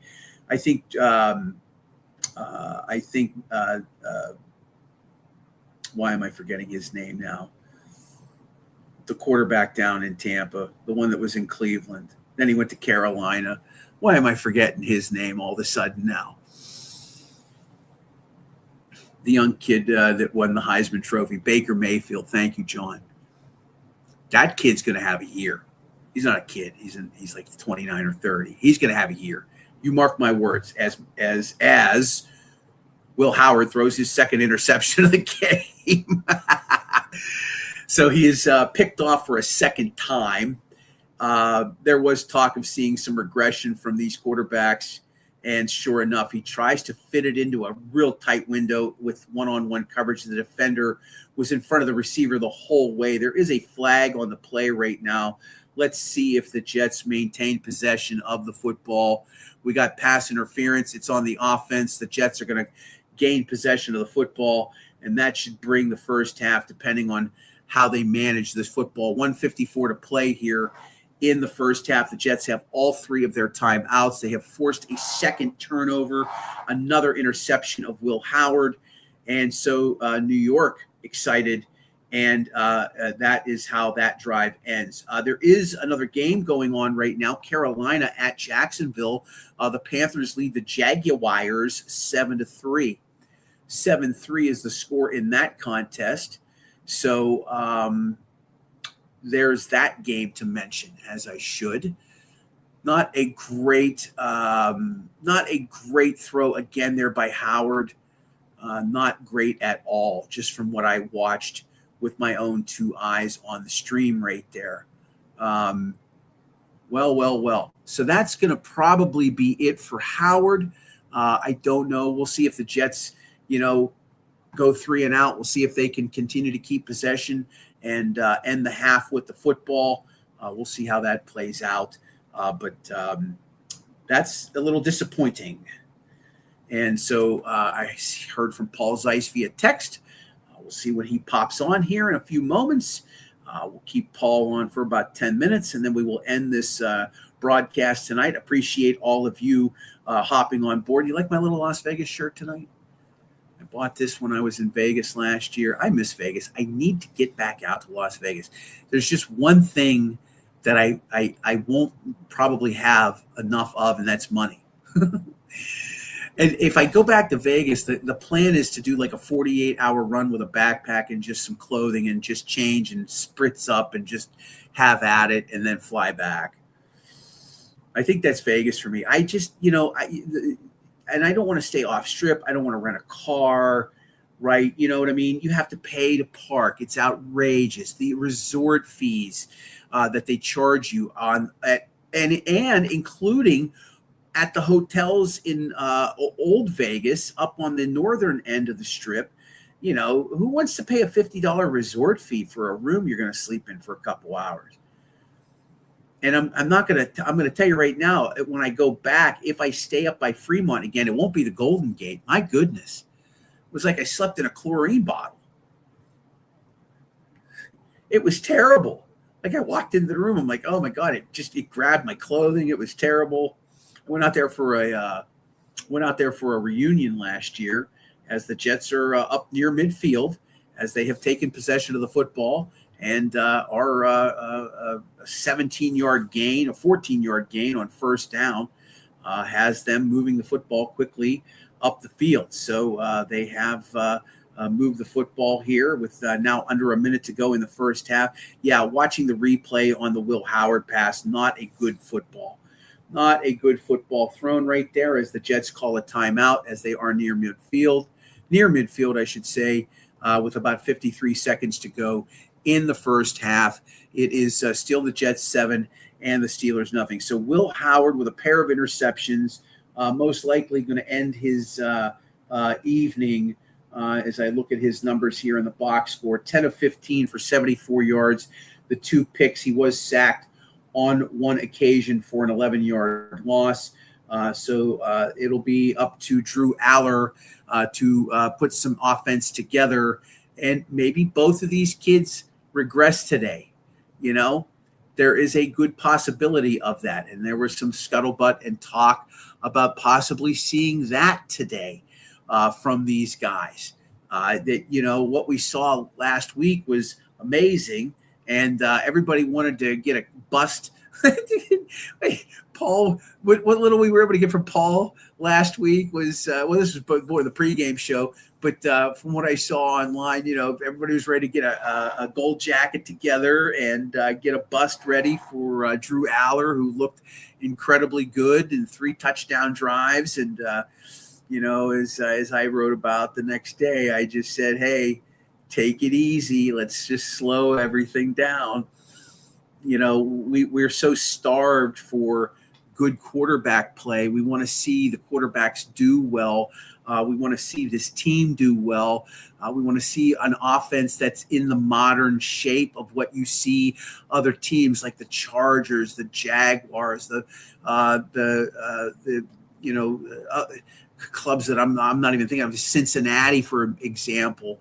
I don't want to say Baltimore because it's a hybrid type of offense. I mean, they run so well with Derrick Henry and obviously Lamar Jackson. But, you've got these other offenses out there in the league that are, high octane. The Packers threw it around last year. The Bears threw it around last year, with young slingers at quarterback. You want to see that. And you've got this aging veteran who's on his last hurrah. It's his final song, if you will. And you don't know what you're going to get. You don't know if an injury's around the corner. It could take one good hit from the blind side that ends his season, right? Or, he's tackled and he falls the wrong way. And it could have been anybody in that position, but it's your 42-year-old quarterback who's playing in his final year, right? That's all it takes to change the complexities of a season. That's why I was talking about the schedule earlier as the Jets call another timeout with 39 seconds to go after a sack of Cade Klubnik. Carson Bruner with a sack for the Steelers. It's now 3rd down and 16 for the Jets. Maybe the Steelers do get one more possession. We'll see how this plays out. They do have the ball at their own 48-yard line as we are approaching halftime. And once we get to halftime, Paul Zeiss is going to jump on. And I said 10 minutes with Paul, and then we will put a wrapper on this broadcast, which is about 90 minutes now. 90 minutes now. Do that on your own for 90 minutes out there, people. Not an easy task to just sit here and talk to yourself. And I appreciate everybody that has chimed in, everybody that was on the stream, the people that are watching both on our YouTube channel and on the It's a Wrap Sports Network. Those of you that are on the X page, we've got most of our viewership on X. If you're on X right now and we get done with this broadcast, if you would be so kind, I'm pretty certain, especially if you're on your phone, go to our link. If you go to our profile page and click on the link, you'll find our Steel City Sunday YouTube channel. Be so kind. Give us a follow over there. Hit the thumbs up button. All that fun stuff means a great deal. Helps get the channel out there. If you're just coming across us and you're not following, we do a live Steelers pregame show during the season, 4 hours before kickoff. Every game we do this, and we hope that if you're enjoying this, that you maybe come back and watch us again. And again, if you're not on any of the social media sites following us, there you go, people. It's pretty simple. At Steel City Sunday, YouTube, Instagram, Facebook, X and TikTok, at Steel City Sunday. I do the shorts on TikTok and Instagram, as well as the other pages. We broadcast live on YouTube, Facebook, and our X page. So that's where, if you're going to want to watch the pregame shows, and again, the pregame shows consist of a lot of guests, right? Todd Haley, former Steelers offensive coordinator, Paul Zeiss, longtime Pittsburgh sports media personality. You can hear him on 105.9 The X when Mark Madden is taking a break. We have reached halftime. It is halftime, and we are at the half, and the Jets and Steelers are 7-0. So we have completed halftime, and we are awaiting Paul Zeiss to pop on. And once Paul gets on, we'll take 10 minutes of his time to get his thoughts on the Will Howard interceptions, just what he saw in the first half, what he hopes to see from Drew Aller, and, ask him a couple other questions about Joey Porter Jr. and a few other things. But we have a ton of guests. Mike Oste, who's the managing editor for West Virginia Sports Now, which is part of the Pittsburgh Sports Now family of websites. I have a national NFL insider from SiriusXM's NFL Radio on every week. His name is Zig Fracassi. I worked with Zig many years ago in Las Vegas, Nevada. He's been at SiriusXM's NFL Radio for 23 years now. He's a regular on with us every week. We're going to use some new people this year. Brandon Howe, who covers the Steelers for Steelers Now, and the Butler Eagle, young writer Nice young man. We'll get him involved. Trey Carney of Carney Media on X. Used to work for ESPN Radio. Provides a lot of commentary on X if you want to check him out at Carney Media. And, we'll see what else I can drum up. We have lots of gambling experts on every week. We do a segment called Consig's Picks. I just partnered with a Facebook page that is AFC North specific. I'll be hooked up in a few, says Paul. Excellent. Thank you, sir. Yes. Woo. As I tell him. So we're going to have more guests that are fan-based, that cover or watch and have pages that talk about the Browns, talk about the Bengals, talk about the Ravens each week. I want to make this like a magazine-style format with lots of guests every single week. It's not just me sitting here, and because I know that ain't going to cut the mustard. So we are a guest-driven show, a guest-driven pregame show, and we move every 15 minutes, every 30 minutes, a new guest, a new topic, same topics, different points of view. We get your feedback through the course of the show. You can leave comments in the comment section on YouTube. You can leave comments on our X page. Those pop up and we can see those. And we're more than happy to talk about anything that you have in particular on your mind when it comes to the Steelers, and especially in these pregame shows. We did postgame shows last year, just going to be a pregame show this year. Strictly pregame. I don't know if the market is there for a postgame show. Certainly not on the night games. I learned that for sure. I learned that a great deal last year. So we are strictly going to do pregames this year. And as I mentioned, we'll have a lot of those post follow-up Monday night shows probably in the 8 o'clock hour this fall. Again, if I can find us a sponsor, we will be on the air. And I just want to find a location to broadcast the show from. If that happens in the next week or so, I'm very excited about what the future holds. And if I don't, I guess it'll just be me for a half an hour, and none of you will be tuning in, I should say.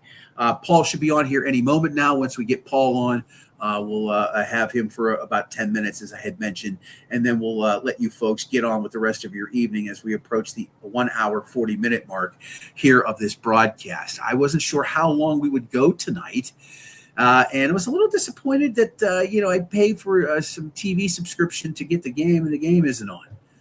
But for some reason, some dude in probably Dubai is streaming the game illegally, and hey, I was at least able to watch some of it with you folks. If you were watching along, I appreciate that immensely. But not a great first half, and certainly a bad second quarter for Will Howard. He throws 2 interceptions, one in the red zone, one in that late drive towards the end of the first half to kill another potential drive that may have led to points but does not. So Howard, with the 2 slashes, he gets the 2 X's to his name. And, everybody's going to be now with their eyes and attention on Drew Aller and how he performs in the final 30 minutes of play as the Steelers move along and try to figure out which of these 2 is going to be their number 3 quarterback. Because it ain't going to be, I can tell you right now, the number 2 has been settled. Mason Rudolph is the number 2. And he always was. Season prediction. We got David Claycomb checking in on the Facebook. David, good to see you, my friend. I said 10-11 wins. If the defense can improve by just a third, I don't see how they don't win at least 10 games, probably 11. The back half of the schedule is brutal, David. I was talking about the schedule earlier. When they have, the good news is they get the bye week right there in the early portion of November, which means by week 10, which would end up being their 9th game, they're in the middle of November at that point in time. Okay. So, they've got a Black Friday game against Denver, but that back end of the schedule at Cincinnati, at Philadelphia, home to the Broncos, home to the Texans, at Jacksonville, before Christmas against Baltimore at home, then home to Carolina, who was a playoff team last year, and then the final 2 games are Tennessee on the road and Baltimore. Right now, I'm at 10 wins, maybe 11. We'll give an official prediction before the start of the season. We'll give the official prediction once we get to the first pregame show of the year. But right now, I have to say 10 wins because I think the defense is going to improve by a third. They can't be any worse. They can't be any worse.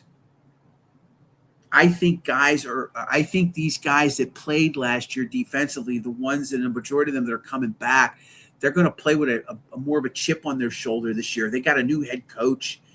Their jobs potentially are on the line here, right? It's a thankless job. Here today, gone tomorrow. Here today, gone tomorrow. As Paul Zeiss has entered the backstage, I'm going to give Paul a couple seconds here, and then we're going to add him to our broadcast. Let me just see what I'm doing here. Let's see. All right, add to the stage. And there's Paul Zeiss. Paul, hello, sir. How are you? Oh, I do not hear Paul. No audio. Cannot hear you. No. You're mute mic. Your mic is not muted on my end. I can tell you that. Let's see if we can get some audio from Paul here. There we go. I heard something there for a second. No. Cannot hear you. There's something came through for a split second, but it right now you are deaf. I can hear something there for another split second. No. Oh, no, it's not. Nope, not coming through. We'll give it another 30 seconds or so here. We'll see if we can get the audio figured out.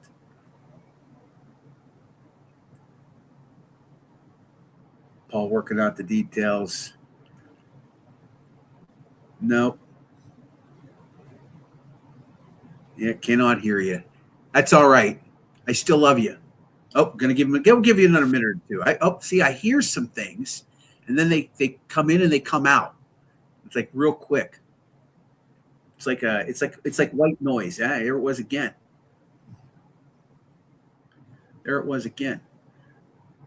Steelers at halftime down 7-0. New York Jets on their opening possession go 67 yards in 10 plays. Geno Smith 7 of 7 for 65 yards. Will Howard with 2 picks in the first half on the black and gold side of things. Paul hopefully going to get this audio worked out. We'll get Paul on here. And Paul has been disconnected. Devices are not connected. We'll give Paul another chance to reconnect. And David has another comment from Facebook. Good spot for a break. Looking forward to the show all season. Yeah, we can't do it without folks like yourself. Thank you for the thumbs up, by the way, David. You're a good man. I know David Claycomb, good people for sure. Appreciate you, David, checking in on Facebook. We had everybody checking in from all the different locations today, X, Facebook, and, of course, on our YouTube channel. We'll give Paul another opportunity to pop back in. If he does, great. And if not, that's okay, Paul. We're going to try again next week, maybe. We'll see. All right. I think that's going to be it for me. I think we're about to start the second half. And I appreciate everybody hopping on board. We had almost 50 of you hanging out at one point in time here tonight. For those of you that are still streaming with me, thank you so much. We'll see about next week. We may have a show. I don't know just yet. Working on a sponsor. If we can get a sponsor, we may very well have a show. We got Paul back. We're going to give Paul another opportunity here, add him to the stage. And we'll get Paul back in here. Paul, let's see if we can hear you this time. Nope. Yeah. And you're definitely not muted on my end. That's all right. Okay. No. I'm not giving up on you. I'm the last person to give up on Paul Zeiss. By the way, I still have not received my invitation to the Zeiss.com tour. I would prefer to run the beer cart if I get said invitation. I'm not saying I might deliver beer to anybody who's playing golf. And there's that white noise again. Yeah. So the internet is a fickle thing. How about? Oh, yeah. There you go. You got me? I do. Oh, finally. There's like 75 different settings for this thing. I finally figured it out. We'll never have this problem again. You remember when we just used to pass notes around back in the day, right? Absolutely. This is ridiculous. I figured it out. All right. Will Howard, 2 interceptions. Should the Steelers trade or cut him? I'm just kidding. It's funny because here's what I can already see it happening on social media. Here's what's going to happen. The Will Howard, fan club is going to blame everybody else. I've already seen people blaming Roman Wilson for the first one and blaming, come on. Like, I think Will Howard is what he is. And I understand why there's a lot of people that are trying to make him more than he is. And there's some people that are trying to make him less than he is. He is what he is. And I think if you really are serious and really look at what he is and what he's going to do, his ceiling is that of a really decent backup quarterback. I know everybody wants to try and push him into, he's the quarterback of the future. He doesn't have that kind of stuff. I mean, he's okay. He's just going to be okay.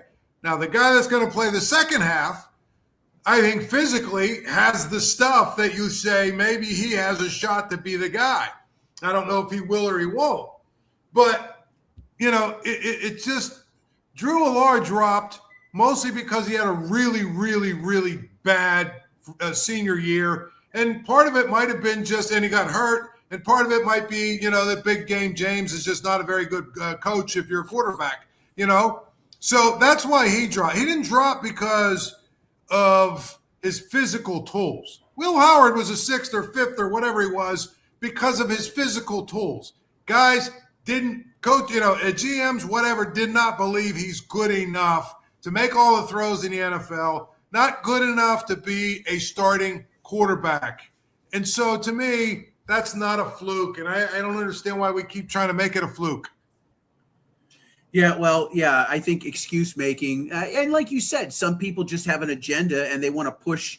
There's a contingent of Steeler fans that are Penn State fans, and there are a contingent of fans that aren't Penn State fans, and there's that element to it. We can go back and talk about Kenny Pickett and that little war that was waged for a few years here in Pittsburgh.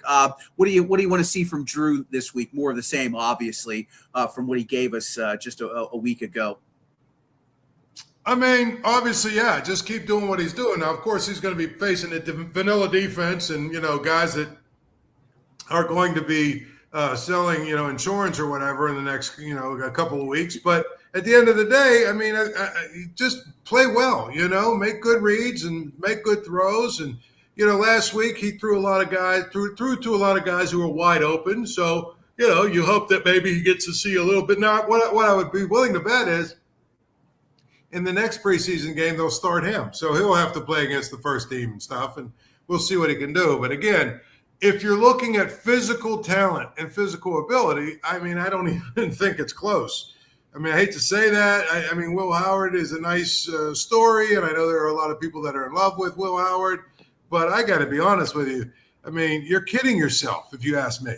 Yeah. One more question. I'll let you go because I know the second half has just started. Anything stand out from anybody else in the first half that you might have seen that you wanted to comment on, whether it was Jack Sawyer or Deshaun Elliott back on the field in a Steelers uniform, or even Broderick Jones, who has shrunken in size since his injury last year?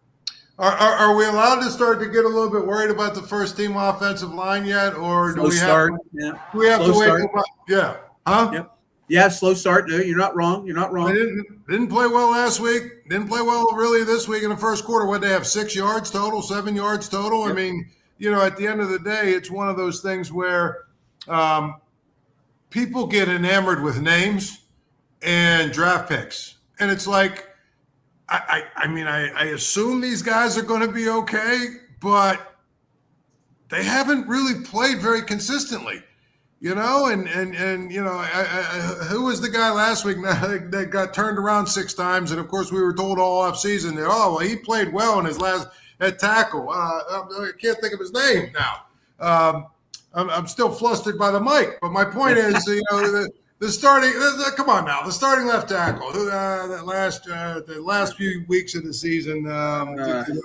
Anyway, long story short, we were told that he might, he's going to be good enough, yada yada yada, and all this other stuff.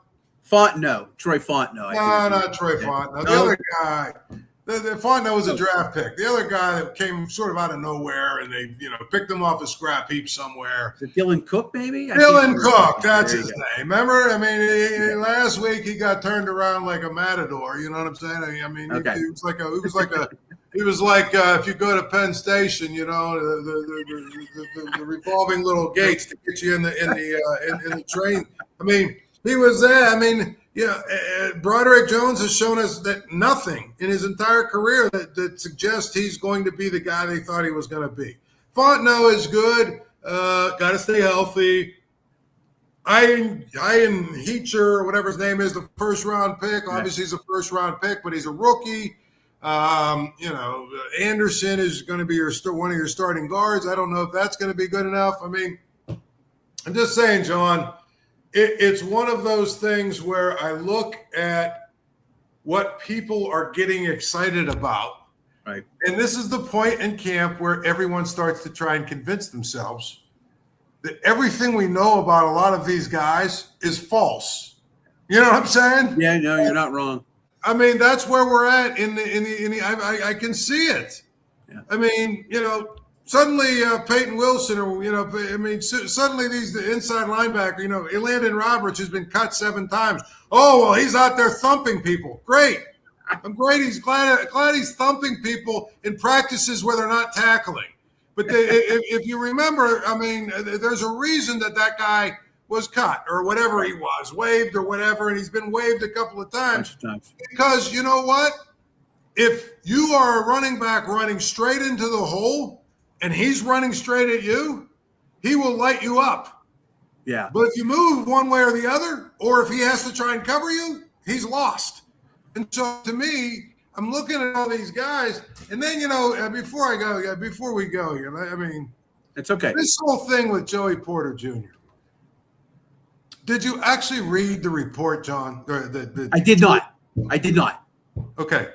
Here was the report, and you've been in the business long enough to know when someone is trying to basically shovel the brown stuff, so to speak, okay? Right. The report was that a number of teams are wondering about Joey Porter Jr.'s trade, availability for a trade. Okay, well, a bunch of teams are wondering about Pat Mahomes' availability for a trade too. That's not a story. Right. That's not anything other than a guy throwing something out there and knowing full well that for the last 24 hours we'd have all kinds of morons turning it into red meat. They're not trading Joey Porter Jr. No. What they're going to do one of two things, John. Either they're going to sign him to a long-term deal before training camp is over, or they're going to wait till after training camp and use the transition tag or the franchise tag. And then once they franchise him, then they'll say, okay, we're going to negotiate with you. Yeah, because he's going to get a bump no matter what. Once he gets a franchise tag, there's a certain number that's going to raise his price up, and he's going to make more money. Paul Zeiss, you're the best. I appreciate you, sir. We'll talk next week. I'll give you a call. I'll give you a call tomorrow, maybe. All right. Sounds good. Wait till after my golf game. Wait till after noon. Where's the invite? Hey, you're always invited, John. You just got to show up. It's early though. Like that means you're gonna have to leave the crap stables early, but at the end of the day to get there. I mean, come on. Yeah, no, you're always invited. You just have to tell me when you want to play, buddy. All right, I appreciate it, Paul. Thank you. Yeah, all right, we'll see, man. Right. Paul Zeiss, absolute man among boys. I love him. I'm telling you, there were some days at the Fan where we just, it was just, man, he'd hear me play something, then it would be, he'd say something, I'd say something to him, and then we went down these rabbit holes. Just solid guy and knowledgeable. All right, that's it. The broadcast is over. I can't thank you folks enough. I'm John Phillips. Appreciate you all checking us out for almost 2 hours tonight here on Steel City Sunday. We'll see how the second half plays out. Looks like the Steelers went 3 and out with Aller, and the Jets have possession of the football. So watch the game and enjoy it, and we'll talk soon. Again, follow us on all our social media sites at Steel City Sunday, X, YouTube, Instagram, TikTok, and Facebook. We'll talk next week. We'll hope to have a show for you next week. Stay tuned, and bye now. Live from the City of Champions, where black and gold runs through the veins of every fan. Welcome to Steel City Sunday on the It's a Rap Sports Network.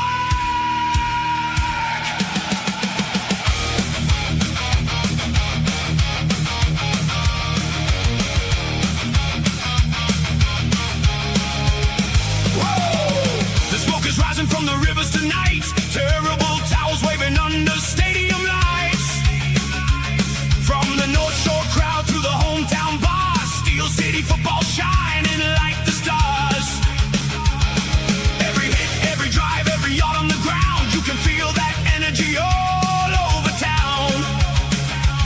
From kickoff dreams to the final score, Pittsburgh football always leaves you wanting more.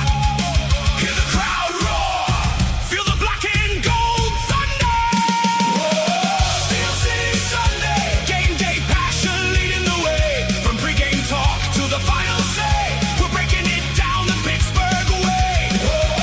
Steel City Sunday, win or lose, we're here to stay. The fans, the action, the pride, the glory. It's a Rap Sports Network tells the story.